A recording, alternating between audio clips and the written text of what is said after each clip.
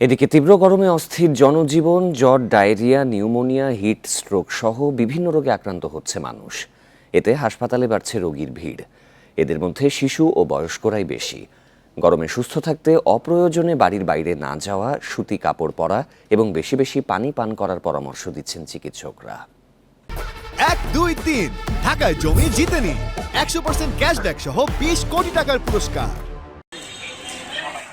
সপ্তাহেরও বেশি সময় ধরে চলছে তাপপ্রবাহ, আর তীব্র গরমে বেশি প্রভাব পড়েছে শিশুদের উপর।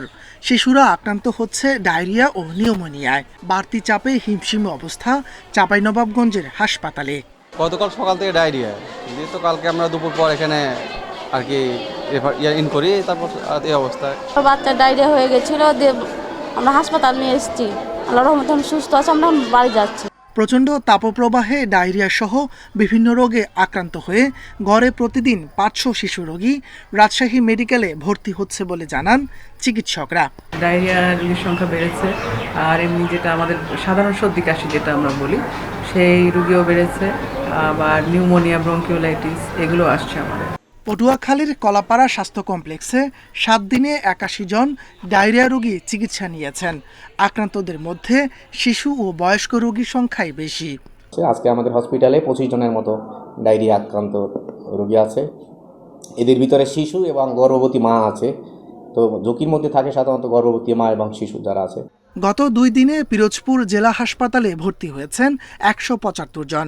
এর মধ্যে ডায়রিয়া ওয়ার্ডে 29 আর শিশু ওয়ার্ডেও ভর্তি হয়েছেন 29 জন।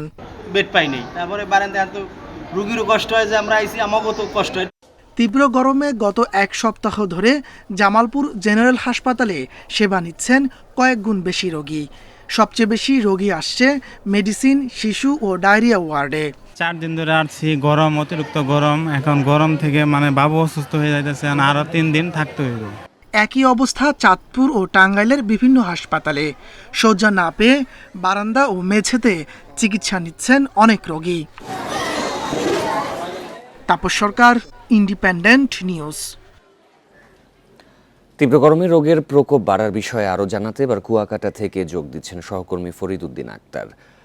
ফরিদ, আমরা প্রতিবেদনে যেমনটি দেখছিলাম যে কলাপাড়া স্বাস্থ্য কমপ্লেক্সে 7 দিনে প্রায় 81 জন ডায়রিয়া রোগী আক্রান্ত হয়ে ভর্তি হয়েছেন এবং শিশু ও বয়স্কদের সংখ্যা এখানে বেশি। তো কুয়াকাটার এদিকে পরিস্থিতি কেমন দেখা যাচ্ছে? আবহাওয়ার বিষয়ে কি তথ্য জানা গেছে? কলাপাড়া বাড়ছে ডায়রিয়া আক্রান্ত রোগীর সংখ্যা। চলতি মাসের শুরুতে গরমের সঙ্গে এই রোগের প্রকোপ বাড়তে শুরু করেছে। হাসপাতালে ডায়রিয়া ওয়ার্ডে প্রয়োজনীয় সংখ্যক শয্যা না থাকায় করিডোর, মেঝেতে ঠাঁই হয়েছে অনেক রোগী।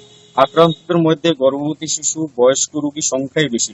অনেক রোগী ভর্তি থাকায় জনবল সংকটে পড়েছেন, হিমশিম খেতে হচ্ছে চিকিৎসকদের। সিভিল সার্জন সূত্রে জানা যায়, গত 24 ঘন্টায় ডায়রিয়া আক্রান্ত রোগীর সংখ্যা হয়েছে 16 জন।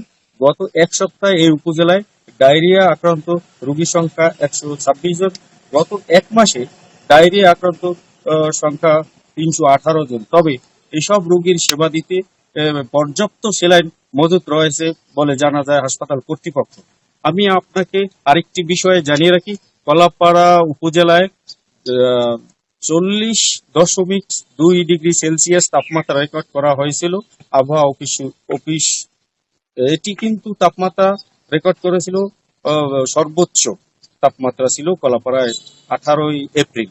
এই উপকূলে সামান্য বৃষ্টি হয়েছিল 2 দিন পরই। এই বৃষ্টির পরই ব্যবসা গরমের মাত্রা আরো বেড়ে যায়।